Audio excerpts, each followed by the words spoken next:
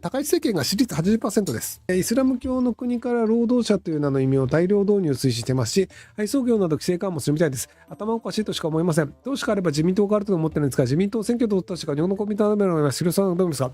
そういう意味でいくと、自民党維新の連立政権なので、高市さんが割と維新寄りの方向で政策をやるというのが、むしろ結果としていいことになってるんじゃないかなと思っていて、今までの自民党政権、自民党公明党政権っていうのは、自民党公明党の顔色、自民党公明党の偉い人たちの顔色を伺わなければいけないよね、というのがあったんですけど、維新の合意書さえ守ってれば何やってもいいんしょ。っていうある種開き直りができるようになったっていうところでいくと、高市さんが自由にやれる面というのが結構大きくなってるんじゃないかなと思っていて、外国人で日本に滞在している人の保険、社会保険ね、厚生年金とか国民年金を払ってる人の割合って 63% とかなんですよね。4割近くの人って払ってないんですよ。で、払ってないんですけど病院にかかっちゃいますみたいなので、結果として払わずにそのまま帰っちゃうっていう人も結構いたりするんですよ。これね、払わなかったとしても滞在許可更新されるんですよ。フランスの場合とかだと、滞在許可証を取るためには保険入ってますかって聞かれて、保険入ってないっすって言うと、書類が足りないですって言って却下されるんですよ。そりゃそうだよね。書類足りないんだもん。健康保険に加入してくださいとか、これぐらいの収入がありますとか、どこに住んでますとか、更新のために必要な書類というのがあって、それを満たせないんだったら更新されませんよ。そりゃそうだよねって話なんですけど、なぜか日本の場合は社会保険払ってないのに更新されるっていう謎ルールだったんですよ。これやめますよっていうのが NHK のニュースに流れたんですけど、っていう感じの割と当たり前のことを当たり前にやれるようになったっていうのは、自民党公明党のお偉方とか今まで通りを踏襲する必要がないというところで、高市さんがやれてる部分っていうのはあるんじゃないかなと思いますけど、高市さんは日朝首脳会談の開催を北朝鮮側に提案した社長ですが、拉致問題は解決すると思いますか？思いません。拉致問題の解決を何をもって解決とするかっていうのを皆さん分かってらっしゃいますかって話なんですよね。僕が知る限り、これ僕の勘違いもあるし、証拠もない話なんですけど、拉致問題を解決させようというのが、もともと安倍政権の時にあったんですよ。で、その時に、鎌池さんとか生きてる方は返しました。蓮池さんですいません。で、それ以外の方は死んでました。ところが、死んでたら返せないよね。っていうので、返せてないんですよ。なので、死んでる人返せないんですけど、これを死んでる人も返せって言ってるのと、あと多分帰りたくない人もいるんだと思うんですよ。帰りたくないのでいないということにしてくださいっていう。で、そこで、いやだってもう死んでるし骨ないし、でもなんか送んないと納得してくれないから、じゃあもう他の人の骨でも送るしかないんじゃねっていうので送っちゃって、んで他の人だ激怒っていうので、北朝鮮としてはもう手段ないんですよ。仮に本当に死んでましたと、もう骨ないよって時に骨を返せ、もしくは拉致された家族を返せ、いや無理だって言ってるんですけど、日本のその当時の政府というのも無理なんですっていうのを日本に対しては言えなかったんですよね。なので拉致家族を返すんだっていうのをずっとやっていて、ずっと活動し続ける。もうだって帰ってこないんですって言えないじゃん。いやないって言ってんだよね。僕が知る限りね、一回ないって言ってんだよ。北朝鮮のニュースで言ったわけじゃなくて、非公式にもう亡くなってて骨もないっていうのは伝えてるらしいんですよ。でもそれでも遺骨を返せとか、じゃあ拉致家族を返せって言ってるから、いや無理だよっていう話、ないって言って非公式が言ってるらしいのよ。家族が拉致されてるとかって話でもなくて、もう亡くなってるか帰りたくないって言ってる話で、でもあるはずだ返せってずっと言ってるわけだから、これさ、本当にじゃあいませんでした、亡くなってます、もしくは本人帰りたくないって言ってる北朝鮮と、拉致問題を解決したいですって言ってる日本で、これどうやって解決するの？ないことの証明できないんですよ。じゃあ家族を返せっていうのもできないじゃん。北朝鮮を信じてないから生きてるはずだ、あいつら嘘ついてるはずだって思い込んでるわけじゃん。死んでたとしたらさ、もう無理じゃない？これだからね、拉致問題の解決って不可能だと思ってるんですよね。で、あまりよろしくないなと思ってるのがもう一点。仮に生きていた場合、これで生きていて返したとしたら、やっぱり北朝鮮は嘘つきだったってなるので、北朝鮮が嘘つきだったとならないためにはした方がいいよねっていう話になっちゃうんですよ。善悪とかの話じゃなくて、国交で何がメリットか。要はいませんでしたっていうのを証明します。もう北朝鮮どこでも調べてください。いくらでも調べてくださいっていうのをやるとしたら、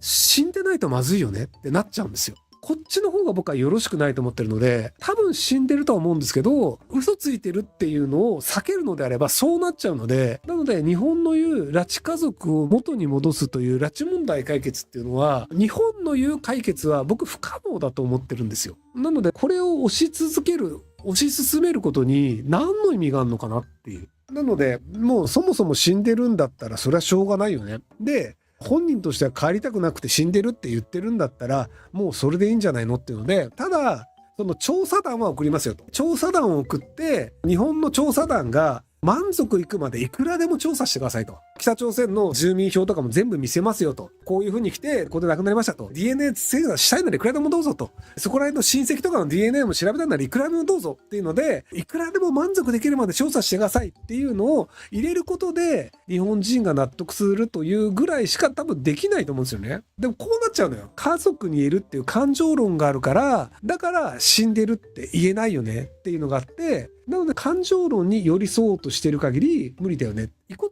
多分ね、ないんだと思うんだよね。正確に言うと、いちいち墓とか作ってない国だから、偉い人以外火葬場の近くに骨を捨てるような場所があると思うんですよ。貝塚的なね。もうその中に混じっちゃってて、ようわからんっていうパターンと、あと普通に肥料になってる。骨って肥料になるんだよね。リンが含まれてるので。なので、普通に焼いて畑で肥料になってますよっていうので、火葬場的なところで肥料工場になっていて、で、その肥料が北朝鮮のどっかの畑に埋められて使われてると思うんだけど、北朝鮮の中のどっかの畑をめちゃくちゃ調べたら、骨のかけらとかが見つかるかもしれないけど、まあまあ無理だよね。っていう話だと思うんですよね。基本的には遺骨を返すというのが日本人的な感覚でどこかに骨はあるんだろうっていう考えだと思うんだけど、残念ながらもう土に帰ってるっていうパターンだと思うんですよね。そもそも解決というのができないんじゃないかなっていうふうに思ってます。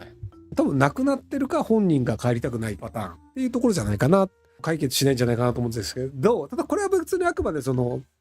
公的な情報がないんですよ、北朝鮮って。北朝鮮の人がめちゃめちゃ嘘つきで全員生きてて拉致家族がいるのかもしれないけど、そこをね頑張るメリットが北朝鮮側にないんですよね。女性の高市さんが首相になりまして、多少社会変わるとしても専業主婦になりたいという若い女性も問題ありし、日本の女性の地位向上や意識改革につながるとは自分にはとても考えません。イルクさんのございますか。意識改革とやらは必要なの？なんかさ、ここで言う意識改革っていうのは全員こういう考え方をしなければならないということな気がするんだよね。だってさ、専業主婦になりたい人もいれば、専業主婦やったりパートやったり好き勝手な職業を選びたいっていう人もいれば、働きたい人もいるで、何をするべきかというのは女性が自分がやりたいことを選べるという状況になるのがベストだと僕は思うのですよ。専業主婦になりたいという若い女性もまだまだいるし、日本の女性の地位向上や意識改革につながるとは到底考えられません。なんで専業主婦になりたいというのが